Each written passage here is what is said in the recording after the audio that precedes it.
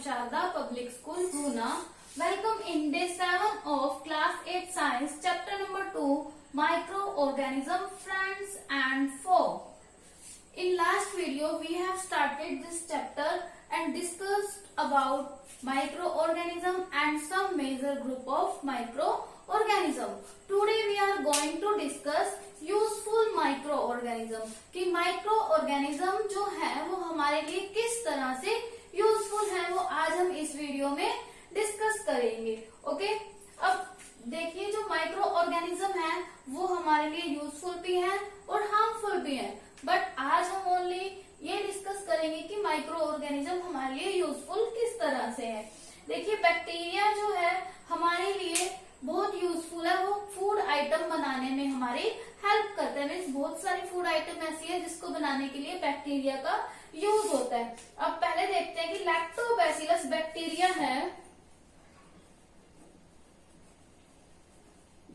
Lactobacillus bacteria which help to make curd, मतलब कि ये क्या है, कर्ड बनाने के लिए इस बैक्टीरिया का यूज किया जाता है। जब कर्ड फॉर्म होगी, ठीक है,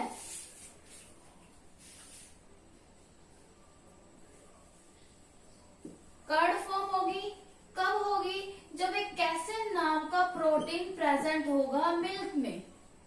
ओके, कब फॉर्म होगी curd, when casein protein present in the milk. ठीक है, कैसेन प्रोटीन जो है वो मिल्क में प्रेजेंट है।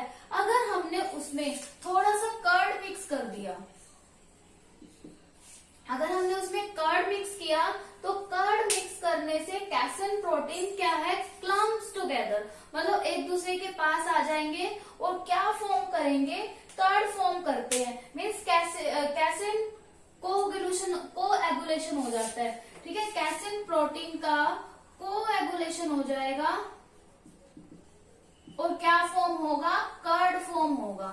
ठीक है, ये कर्ड कब फॉर्म होगा, मीन्स कैसेन प्रोटीन का कोएगुलेशन कब होगा, जब हम मिल्क को एसिडिक करेंगे। मीन्स जब हम मिल्क में थोड़ा सा दही या फिर थोड़ा सा लस्सी ऐड करते हैं, तभी जो कैसेन प्रोटीन है वो कोएगुलेशन करेंगे। अदरवाइज कर्ड फॉर्म नहीं होगा अगर हम मिल्क का मीडियम एसिडिक नहीं बनाते।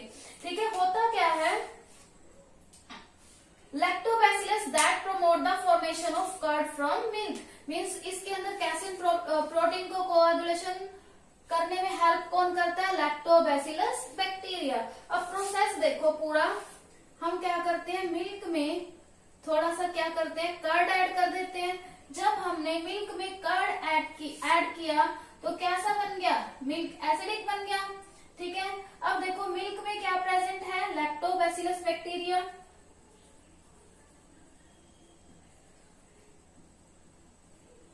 लैक्टोबैसिलस बैक्टीरिया प्रेजेंट है। ठीक है, अब यहाँ से हमने थोड़ा सा कर्ड ऐड किया तो मिल्क क्या हो गया, एसिडिक हो गया। अब एसिडिक बनने के बाद जो कैसेन प्रोटीन है, कैसेन प्रोटीन क्या करेंगे, कोएगुलेशन, और क्या फॉर्म कर देंगे, कर्ड फॉर्म कर देंगे। ये पूरा क्या है, मिल्क से कर्ड फॉर्म होने का प्रोसेस है। अब नेक्स्ट देखते हैं, ये तो फर्स्ट पॉइंट था कि कर्ड फॉर्म करने में जो लैक्टोबैसिलस बैक्टीरिया वो हेल्प करते हैं। Lactobacillus bacteria means micro organism. तो फर्स्ट पॉइंट क्या हुआ, यूजफुल बैक्टीरिया में micro organism helps to form the curd from milk. Second point क्या है, चीज और पनीर बनाते हैं, वो भी क्या है, लैक्टोबैसिलस बैक्टीरिया के कुछ एक्शन से बनता है। मिल्क में क्या होगा, लैक्टोबैसिलस बैक्टीरिया का एक्शन होगा, जिससे फिर क्या फॉर्म होता है, चीज एंड पनीर। ओके, ये भी क्या है, बैक्टीरिया की हेल्प से होते हैं, मीन्स माइक्रो ऑर्गेनिज्म की हेल्प से बनते हैं। नेक्स्ट इज बैक्टीरिया क्या है, जो मीट होता है बहुत टफ, मीन्स बहुत ज्यादा कठोर होता है, सॉलिड होता है, उसके ऊपर भी एक्शन करके उसे क्या बना देते हैं, सॉफ्ट बना देते हैं, जिसे हम क्या बोलते हैं, tenderization of meat. What is tenderization of meat, कि मीट का सॉफ्ट होना by the action of bacteria is called tenderization of meat. कि मीट का टेंडराइजेशन क्या है, टफ मिल्क का सॉफ्ट होना by the action of bacteria. Next point है यीस्ट सेल है, ठीक है। यीस्ट सेल का यूज कहाँ पे किया जाता है? Baking industries for making breads, means industry में किया जाता है ब्रेड बनाने के लिए, पेस्ट्री बनाने के लिए किसका यूज किया जाता है? ईस्ट का यूज किया जाता है। अब ईस्ट में होता क्या है, अगर हमने ब्रेड बनाना है तो ब्रेड बनाने के लिए हम क्या करते हैं, हम ईस्ट में थोड़ा सा शुगर ऐड कर देंगे, थोड़ा सा शुगर ऐड करने के बाद उसमें क्या कर देते हैं, मिक्स कर देते हैं, और उसका प्लस फ्लोर, और उसमें क्या है, आटा डालकर मिक्स कर देते हैं, और उसका एक पूरा पेस्ट बना देते हैं। मीन्स तीनों चीजों को मिक्स करके क्या बना देते हैं, डो बना देते हैं। डो क्या होता है, आटा जैसे हम गूंदते हैं ना, उस टाइप से हम फ्लोर को गूंद के उसमें शुगर और ईस्ट ऐड कर देंगे। उसके बाद क्या होगा, फिर डो को हम एक वार्म प्लेस पर रख देते हैं।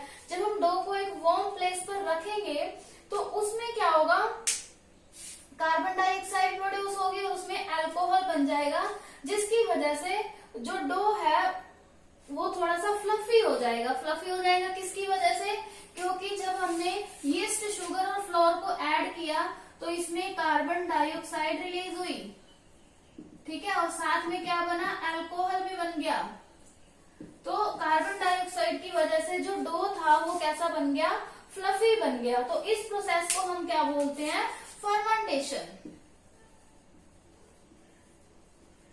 फर्मेंटेशन मीन्स यीस्ट और शुगर फ्लोर में जब हमने ऐड किया तो डो बन गया, तो उस डो का फ्लफी होना, तो उस प्रोसेस को हम बोलते हैं क्या, फर्मेंटेशन। और डो किसकी वजह से फ्लफी होता है, due to carbon dioxide, air bubble produce हो जाते हैं डो के अंदर, ठीक है।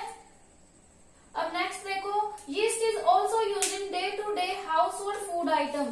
जो यीस्ट है उसका यूज हाउस होल्ड आइटम में भी किया जाता है, ठीक है, जैसे इडली, ढोकला, डोसा, ये सब बनाने में भी ईस्ट का यूज किया जाता है। कैसे करते हैं, हम पूरा मिक्सचर बना के उसे थोड़े टाइम के लिए ईस्ट ऐड करके उसे थोड़े टाइम के लिए रख देते हैं, जिससे वो पूरा क्या बन जाता है, फ्लफी बन जाता है। नेक्स्ट देखो, कुछ एल्गे हैं जैसे क्लोरेला या फिर सीवीड्स, इसका यूज किया जाता है फूड के रूप में। Means some algae like chlorella and seaweeds are used as food, means इसका यूज फूड के रूप में किया जाता है। They are rich source of protein and mineral. ये क्या है, मीन्स जो एल्गे हैं वो फूड के रूप में यूज किए जाते हैं। ये क्या है, रिच सोर्स है प्रोटीन और मिनरल के, means source of protein and mineral. Algae क्या है, फूड के रूप में यूज किए जाते हैं। ये किसके सोर्स है, प्रोटीन और मिनरल्स के। ये तो था कि किस तरह से माइक्रो ऑर्गेनिज्म का यूज किया जाता है फूड बनाने में, ठीक है, कि फूड किस तरह से बनते हैं माइक्रो ऑर्गेनिज्म से, कि फूड आइटम किस तरह से फॉर्म होती हैं। नेक्स्ट क्या है, कॉमर्शियल यूज, कि माइक्रो ऑर्गेनिज्म का कॉमर्शियल यूज क्या है।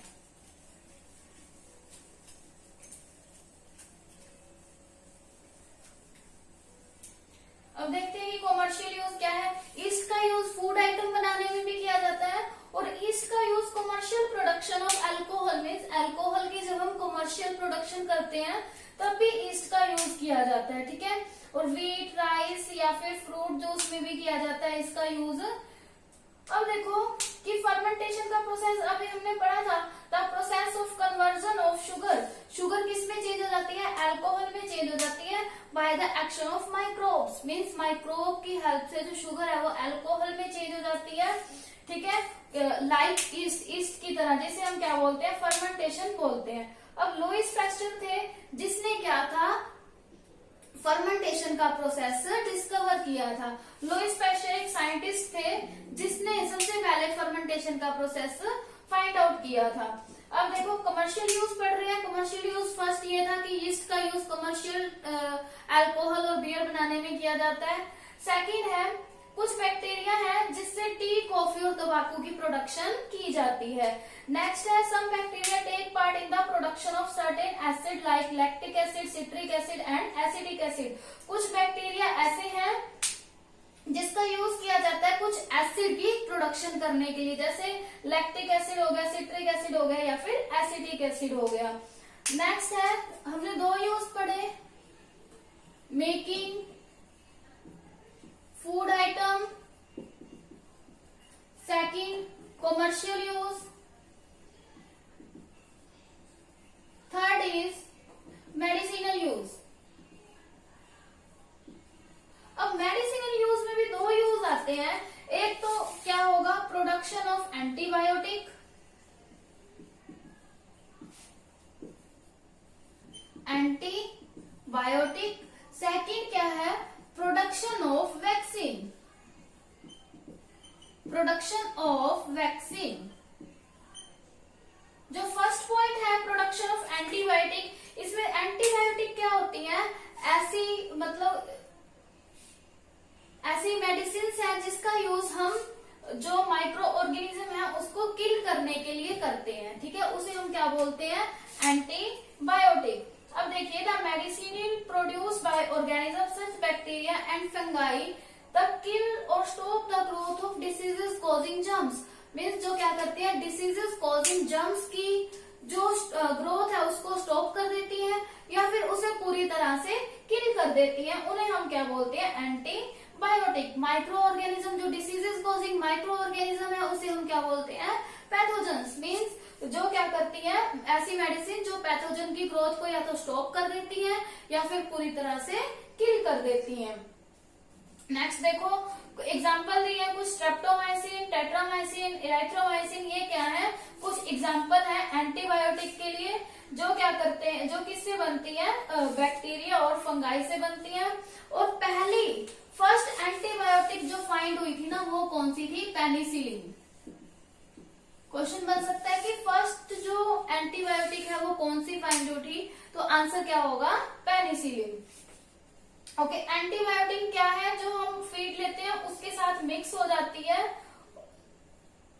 And poultry to check microbial infection in animals, antibiotic का यूज पोल्ट्री में भी किया जाता है, किसके लिए इन्फेक्शन माइक्रोबियल इन्फेक्शन को चेक करने के लिए एनिमल्स में।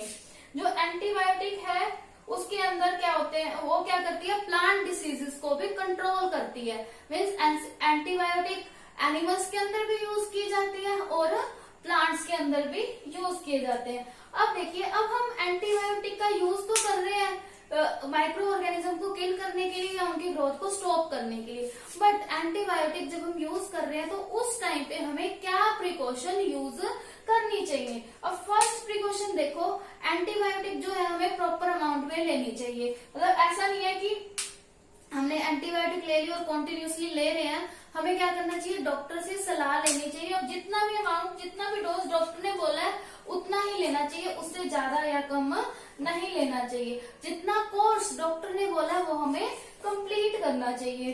नेक्स्ट है we should not take antibiotic, मतलब कि हमें रॉन्ग डोज में एंटीबायोटिक का यूज नहीं करना चाहिए। अगर हम अननेसेसरीली एंटीबायोटिक यूज कर रहे हैं तो ये हमारे अंदर जो इम्पोर्टेंट बैक्टीरिया होते हैं उसको भी किल कर देते हैं। Antibiotic should not be taken when we are suffering from cold and flu, means अगर हमें कोल्ड या फ्लू है तो उस केस में हमें एंटीबायोटिक का यूज नहीं करना चाहिए, क्योंकि ये किससे कोज होते हैं वायरस से, ये बैक्टीरिया से नहीं कोज होते हैं। जो बैक्टीरिया से कोज होते हैं उसके लिए हम एंटीबायोटिक का यूज करते हैं, बट कोल्ड और फ्लू वायरस से होते हैं तो इसीलिए उस केस में हम एंटीबायोटिक का यूज नहीं करते। Next point is production of vaccine, कि वैक्सीन के प्रोडक्शन में किस तरह से यूज किया जाता है। देखो micro organism also use in production of vaccine, जो माइक्रो ऑर्गेनिज्म है उनका यूज वैक्सीन फॉर्म करने में भी किया जाता है। अब वैक्सीन होता क्या है, वैक्सीन का यूज हम किसी लिए करते हैं टू इम्प्रूव इम्यूनिटी, इम्यूनिटी को इम्प्रूव करने के लिए हम किसका यूज करते हैं वैक्सीन का यूज करते हैं। अब वैक्सीन है क्या, अ स्मॉल डोज, मतलब एक छोटी सी डोज जो माइक्रोब्स को किल करने के लिए यूज की जाती है या फिर माइक्रोब्स को डेड करने के लिए और इम्यून रिस्पॉन्स को इंक्रीज करने के लिए जो यूज की जाती है, मीन्स इम्यूनिटी को इंक्रीज करने के लिए जो डोज यूज की जाती है स्मॉल डोज, उसे हम क्या बोलते हैं वैक्सीन बोलते हैं। देखिए जब कोई वैक्सीन हमारी बॉडी में इंट्रोड्यूस कराई जाती है तो वो क्या करती है एंटीजन की तरह काम करते हैं। एंटीजन की तरह मीन्स जो हमारी बॉडी है हमारी बॉडी के अंदर एंटीबॉडीज क्या होते हैं, पैदा हो जाते हैं, प्रोड्यूस हो जाते हैं। फिर जो क्या करते हैं, बाहर से जो माइक्रो ऑर्गेनिज्म है उनकी एंट्री को प्रिवेंट करते हैं, मीन्स वो हमारी बॉडी में एंटर नहीं कर सकते। These antibody remain in the body, मतलब कि फिर जब तक वो एंटीबॉडीज हमारी बॉडी में रहेंगे तब तक हमें क्या है, जिस भी डिसीज का हमने वैक्सीन लिया वो डिसीज नहीं हो सकती।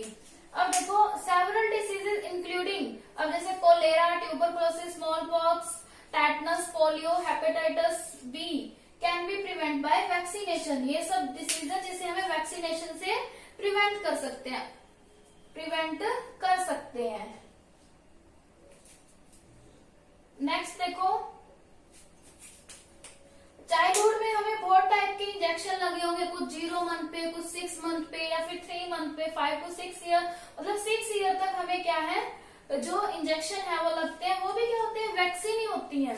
देखिए small particular vaccine is given at particular age, इसे हम क्या बोलते हैं, इम्यूनाइजेशन शेड्यूल। ये क्या होता है, इम्यूनाइजेशन शेड्यूल होता है जो हमें बचपन में या फिर चाइल्डहुड में पहले से ही वैक्सीनेशन दिया जाता है या फिर वैक्सीन दी जाती है हमारे इम्यूनी सिस्टम को स्ट्रॉन्ग बनाने के लिए, या फिर डिसीजेस कॉजिंग जर्म्स को किल करने के लिए, या फिर हमारी बॉडी में एंटर वो ना हो सके उसके लिए हमें पहले से ही वैक्सीनेशन दी जाती है। अब 0 मंथ पे स्मॉल पॉक्स की दी जाती है, 3 to 12 मंथ पे दी जाती है डीपीटी, 9 to 15 मंथ पे मीसल्स का और स्मॉल पॉक्स का इंजेक्शन दिया जाता है, 18 to 24 मंथ्स पे बूस्टर डोज दी जाती है, पोलियो की भी दी जाती है, और 5 to 6 पे फिर से स्मॉल पॉक्स की, और 5 to 6 पे और किसकी दी जाती है, डिप्थेरिया की भी दी जाती है, टेटनस की भी डोज दी जाती है, और टाइफाइड की भी वैक्सीन दी जाती है।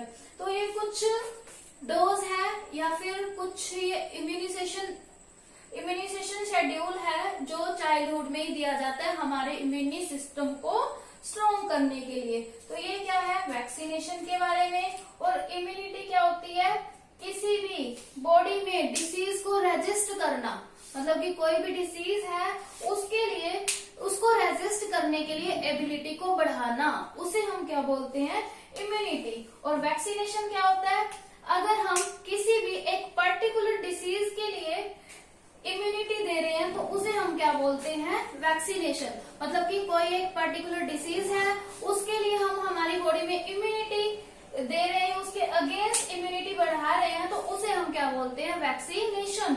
Means immunity against a particular diseases can be developed by a technique called vaccination. मतलब एक पर्टिकुलर डिसीज के लिए इम्यूनिटी को इंक्रीज करना, that is called vaccination. Next point is C point. Bacteria are also used for making vitamin B complex tablet. मतलब कि bacteria का use vitamin B की टेबलेट बनाने में भी किया जाता है। नेक्स्ट पॉइंट है, 4th पॉइंट पे मूव करते हैं, increasing soil fertility. Increasing soil fertility, इसके बारे में हम बहुत बार पढ़ चुके हैं कि जो राइजोबियम बैक्टीरिया है लेग्यूमिनस प्लांट की रूट्स में रहते हैं, और ये क्या करते हैं, एटमॉस्फेरिक नाइट्रोजन को लेके और सॉइल में फिक्स कर देते हैं, जिसकी वजह से ये सॉइल की फर्टिलिटी को इंक्रीज करते हैं। ये आप लोग पूरा अपनी बुक में से ये वाला स्टेंजा रीड करेंगे। Next is cleaning the environment. जो माइक्रो ऑर्गेनिज्म है वो एनवायरमेंट को क्लीन करने में हेल्प करते हैं। देखिए माइक्रो ऑर्गेनिज्म जो है वो क्या करते हैं, ऑर्गेनिक वेस्ट को, जो प्लांट का ऑर्गेनिक वेस्ट है उसे डिकम्पोज कर देते हैं। डिकम्पोज कर देते हैं तो मीन्स इससे हमारा एनवायरमेंट क्या होता है, क्लीन हो जाता है। अब 5th पॉइंट था cleaning of environment, okay. 6th point is some other use of microbes. Some other use of microbes, मतलब ये हमने कुछ यूज पढ़े, कौन कौन से, making food item, commercial use, medicinal use, increasing soil fertility, cleaning the environment, some other use of microbes. Means microbe का use और कहाँ कहाँ किया जाता है। देखो जो लेदर और जूट इंडस्ट्री है वहां पर बैक्टीरिया का यूज किया जाता है, और बायोगैस जनरेट करने में भी बैक्टीरिया का यूज गार्बेज हो गया, एग्रीकल्चरल वेस्ट है, उससे बायोगैस प्रोड्यूस की जाती है। और बायोगैस का यूज हम किसके लिए करते हैं? एज ए फ्यूल करते हैं। नेक्स्ट पॉइंट, सम बैक्टीरिया, कुछ बैक्टीरिया हैं जो रूमिनेंट के डाइजेस्टिव सिस्टम में रहते हैं, जैसे काऊ हो गया, गोट, इनके डाइजेस्टिव सिस्टम में रहते हैं, जो क्या करते हैं? सेलुलोज को डाइजेस्ट करने में हेल्प करते हैं। मीन्स हमारे ह्यूमन बॉडी में वो बैक्टीरिया प्रेजेंट नहीं होते, बट रूमिनेंट में प्रेजेंट होते हैं। रूमिनेंट क्या करते हैं? घास खाते हैं, वेजिटेबल्स भी खा लेते हैं। हमारी बॉडी तो ग्लूकोज को डाइजेस्ट कर सकती है, बट सेलुलोज को नहीं कर सकती। सेलुलोज किस में होता है? रॉ मटेरियल में, जैसे कच्ची वेजिटेबल्स में होता है। अगर हम कच्ची वेजिटेबल्स, रॉ वेजिटेबल्स खाते हैं तो हमारी बॉडी में डाइजेस्ट नहीं होंगी, क्योंकि हमारी बॉडी में such type of bacteria present नहीं है जो सेलुलोज को डाइजेस्ट करते हैं। बट रूमिनेंट में ऐसे बैक्टीरिया प्रेजेंट हैं जो सेलुलोज को डाइजेस्ट कर सकते हैं। तो इसीलिए रूमिनेंट क्या करते हैं? रॉ वेजिटेबल्स को ईट कर सकते हैं और ग्रास को ईट करते हैं, क्योंकि उसमें ऐसे बैक्टीरिया प्रेजेंट हैं जो उसे डाइजेस्ट कर सकते हैं। So student, this is all about useful micro organism. आप लोगों को यूजफुल माइक्रो ऑर्गेनिज्म अपनी बुक में से रीड करना है। Means you have to read the useful micro organism from your book, and tomorrow we will discuss harmful microorganisms. Thank you. Bye bye. Keep studying.